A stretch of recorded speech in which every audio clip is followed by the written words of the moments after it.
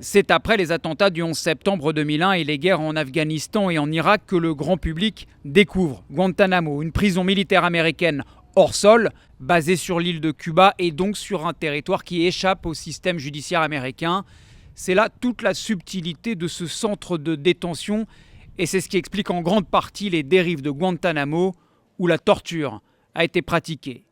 Yéménites, Saoudiens, Afghans, Irakiens, mais aussi Français ou Britanniques, accusés d'être liés à Al-Qaïda ou plus généralement d'être des ennemis de l'Amérique.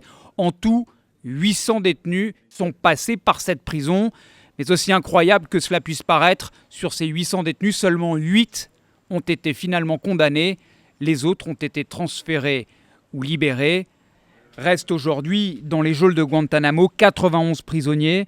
La plupart ne présentent aucun danger, estiment les autorités américaines. Ils sont donc libérables, mais sont encore là. Certains ont entamé des grèves de la faim, nourris de force par l'armée américaine. Si Guantanamo ferme, il faudra donc trouver des solutions sur le territoire des États-Unis, ce qui reviendrait, affirment certaines voix, à pérenniser un système de détention illimité et sans procès sur le sol américain, bref, à déplacer plutôt qu'à fermer la célèbre prison.